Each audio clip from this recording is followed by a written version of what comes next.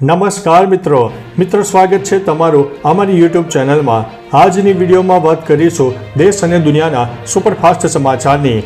સૌપ્રથમ વાત કરીએ તો દુર્ઘટના બાદ સામે આવ્યા છે ભોલે બાબા, જાણો શું કહ્યું। હાથરસની ઘટના બાદ બાબા સુરત પાર પહેલીવાર કેમેરાની સામે આવ્યા છે। તેમણે કહ્યું છે કે અકસ્માતને કારણે હું ખૂબ જ દુઃખી અને વ્યથિત છું। સરકાર અને પ્રશાસન પર વિશ્વાસ રાખો, અમને વિશ્વાસ છે કે ઉપદ્રવ્યને છોડવામાં નહીં આવે। આ સાથે તેમણે અકસ્માતમાં જીવ ગુમાવનારા અને ઘાયલ થયેલા લોકોને મદદ કરવાની પણ વાત કરી છે। મિત્રો, અન્ય મહત્વના સમાચારની વાત કરીએ તો ગયા મહિને દેશમાં 18.95 લાખ વાહનોનું વેચાણ થયું છે।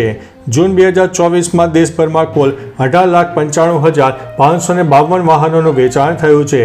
ફેડરેશન ઓફ ઓટોમોબાઈલ એસોસિએશનના રિટેલ ઓટોમોબાઈલ વેચાણ અહેવાલ મુજબ મારુતિ સુઝુકીએ જૂનમાં સૌથી વધુ 1,13,575 વાહનોનું વેચાણ કર્યું છે।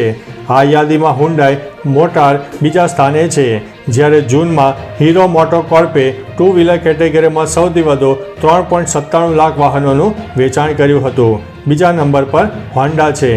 મિત્રો, અન્ય મહત્વના સમાચારની વાત કરીએ તો 5 દિવસ વરસાદની આગાહી, માછીમારોને ચેતવણી। હવામાન વિભાગ દ્વારા આગામી 5 દિવસ હળવાથી મધ્યમ વરસાદની આગાહી વ્યક્ત કરવામાં આવી છે।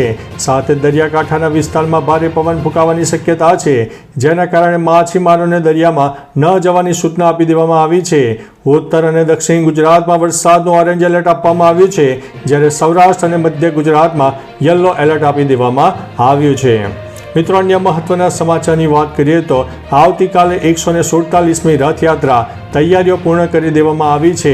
આવતીકાલે અષાઢી બીજના દિવસે અમદાવાદમાં ભગવાન જગન્નાથજીની 147મી રથયાત્રા નીકળશે, જેને લઈને લગભગ તમામ તૈયારીઓ પૂર્ણ થઈ ગઈ છે।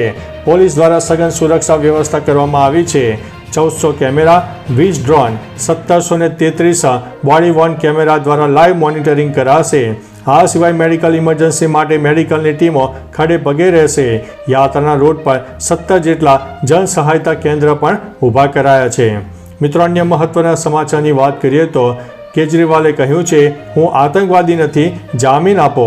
ગુરુવારે દિલ્હીના સીએમ અરવિંદ કેજરીવાલની જામીન અરજી અંગે કોર્ટમાં સુનાવણી થઈ હતી, જે દરમિયાન કેજરીવાલે કોર્ટ સમક્ષ કહ્યું કે હું કોઈ આતંકવાદી નથી। કેજરીવાલે રાહતની માગણી કરી હતી। તેમના વકીલે પણ કહ્યું કે કેજરીવાલ આતંકવાદી નથી, તે વિદેશ નહીં ભાગી જાય। ઉલ્લેખનીય છે કે કોર્ટે CBIને નોટિસ આપીને જવાબ માંગ્યો છે।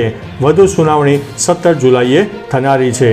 તો ચાલો મિત્રો, ફરીથી દેશ અને દુનિયાના સુપરફાસ્ટ સમાચાર લઈને મળતા રહીશું। ત્યાં સુધી અમને રજા આપશો। નમસ્તે।